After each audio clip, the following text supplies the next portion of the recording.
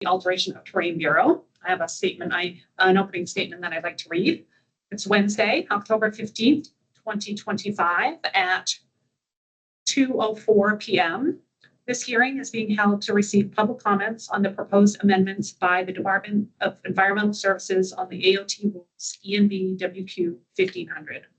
The most significant proposed changes to the Env-Wq 1500 rules include introducing a new permit by notification process, updating the rules for solar projects to improve clarity and flexibility, requiring culverts to be sized to pass the 50-year storm without overtopping the roadway, adding new stormwater treatment options for projects in sensitive areas, establishing exemption criteria for groundwater recharge, removing outdated or redundant requirements, and creating permit efficiencies where possible.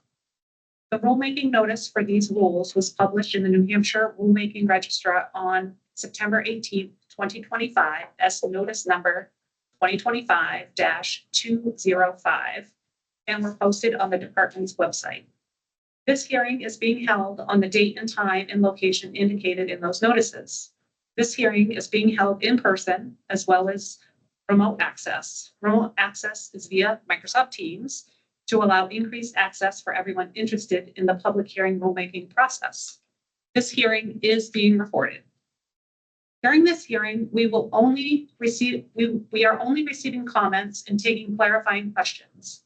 I'll first ask if there are any people attending in person that wish to speak. I will then recognize those participating remotely via Teams who wish to comment. For those that are participating via Teams who wish to comment, they can do so by using the raise your hand feature at the top of the window. Click on the icon of the hand with the word raise below it. Finally, I will recognize the call-in attendees who are seeking to provide oral testimony. Anyone wishing to make oral comments on the rules for the department's consideration may do so during this hearing. When called upon by me, state your name, the organization you are representing, if any, your city or town of residence, or the city of town the organization is located. The department would appreciate it if those providing oral comments during this hearing could also provide their comments in writing prior to the deadline of October 22nd. All written public comments received during the public comment period will be posted on the department's website. The department will consider all comments received and decide whether to revise the rules in response to each comment. The department will file its final proposed rules for consideration by the Joint Legislative Committee on Administrative Rules, JLCAR, plus a summary of comments received and the department's responses. So starting, I first was going to call anybody that's in attendance in this room, but seeing there are none, I'm going to go straight to Teams. So hopefully you all are ready. Is there anyone on Teams that wishes to speak? Again, we use the raise hand feature and see one.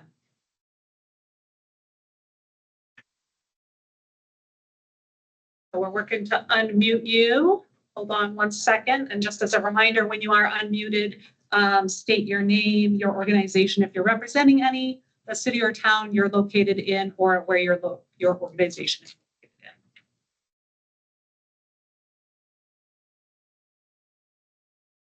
in. One moment, Suzanne, we see you.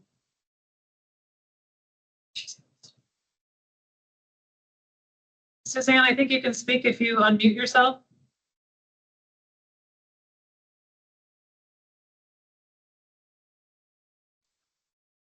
Hello. Yes, thank you. So this is Suzanne Fournier. I live in Milford, New Hampshire, and I'm coordinator of Brock's Environmental Citizens, and I have several comments, possibly six, and I will put everything and possibly additional comments in writing as well.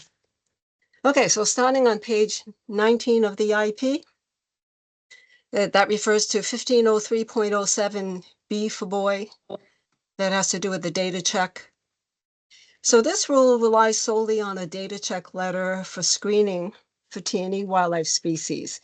So that's an error because the database for the tool is so incomplete that letters that inform applicants about the findings, they say they should do a survey. So that's how incomplete that database is. So regarding the DES webpage that gives an overview of the data check tool, it needs to be corrected to say that the tool can only partially assess a project area for the presence of T&E species. It cannot say it assesses a project area for the presence, but only partially can because of the incomplete database.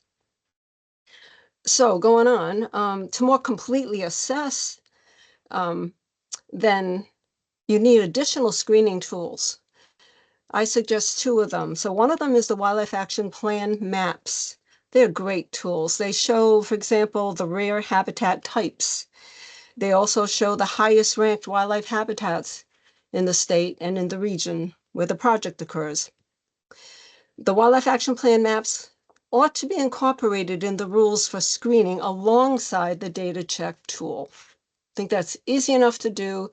It would accomplish a lot. But there is another tool, and it is the assessment of wetlands, and especially vernal pools, if they're on the project site or in the area affected by the project. Both are suggestive of use by wildlife. Vernal pools, for example, are the breeding pools for the endangered marbled salamander.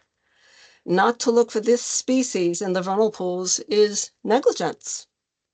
So I encourage you to expand your assessment tool beyond the data check tool to more completely screen for the presence of threatened and endangered species. So I'm ready to move on to page 21 of the IP. 1503.07 M for Mary 2. This rule asks the applicant to incorporate all final conservation measures, quote, to assure the project does not appreciably jeopardize, unquote, the T&E species. But incorporation of the conservation measures cannot by itself achieve that goal because the definition of conservation measures, and you can find it in the interim rule 802.04. So the definition of conservation measures says you are to avoid, minimize, or mitigate harm.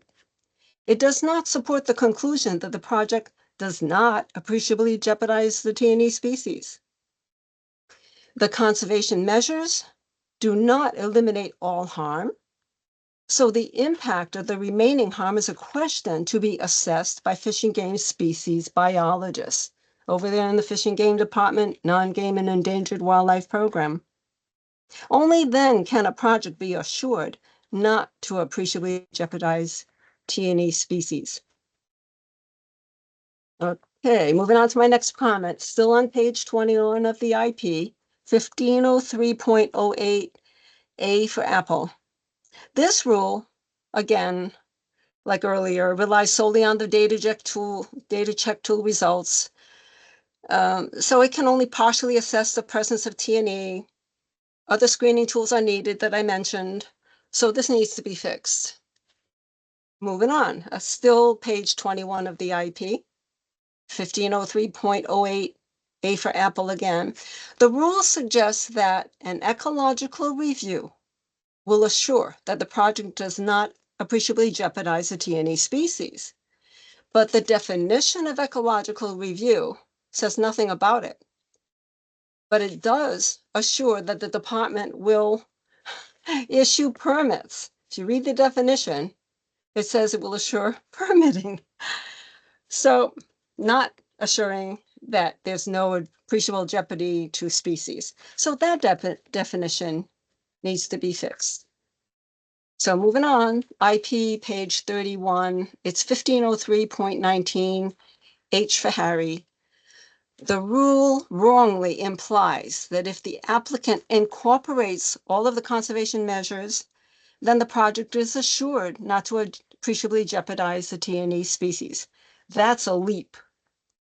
It is wrong because the definition of conservation measures is to avoid, minimize, mitigate harm. And it is not to assure that there is no harm remaining to appreciably jeopardize the species. So the definition of conservation measures is not directly tied to not appreciably jeopardizing the species. There's something missing. So the conservation measures alone cannot meet the protection standard of not appreciably jeopardizing. They need to be assessed. That's a step that needs to be included.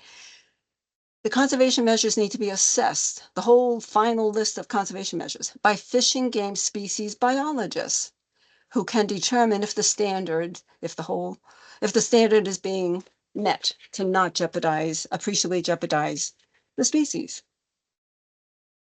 Okay, my last comment, getting all the way to page 122 of the IP. It's 1512.03, A for apple. So the rule makes an exemption from the standard AOT stormwater review based on size of the project. That's okay for stormwater, but making an exemption for stormwater based on a small project size is very different than making an exemption from ecological review based on size. It's totally different because a small project can have a very large impact. I'm going to digress a second because a few years ago, DES had for 1 year a review of all projects, and that went away, but there was an assessment of all projects because, as Fish and Game put it, even a small project can have a large impact. So why I say it's wrong, and legally I say it's wrong, is because in the T&E statute, which is 212-A, it has no exemption for projects based on size. DES must ensure that even small projects do not appreciably jeopardize the species. Okay, so therefore, several screening tools must be used along with the data check tool, even for small projects. The state has information on wildlife corridors, for example, that may come into play on a small project, depending on the location. And the project may interfere with that corridor. That's very important. So, all right, ready for my conclusion today. And as I said, everything will be, an additional material will be in writing. Conclusion. So unless these rules get fixed, as I have been suggesting, I believe the AOT program will continue to severely threaten, and I'm saying it's continuing to do so because it already threatens it. It would continue to severely threaten the survival and perpetuation of T&E species. And that is what Fish and Game Department Non-Game Endangered Wildlife Program is trying to prohibit. Anyway, if you do continue the status quo, then unjustifiable harm will be allowed, and DES will continue to face legal challenges for bad permitting decisions. So fix the rules, please. Thank you for hearing my comments. Thank you, Suzanne. Okay, thank you, Amy.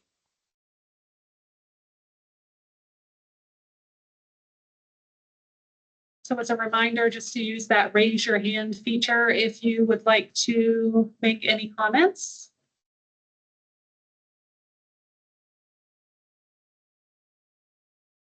I don't see any. We'll hang on for a little bit to make sure.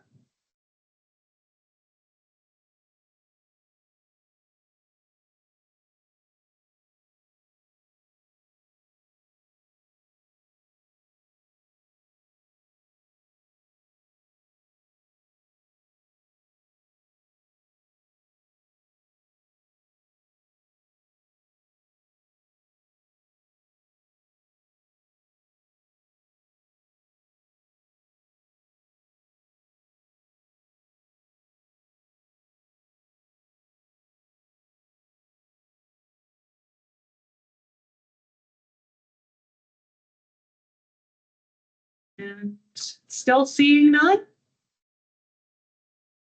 I can close the hearing. Okay.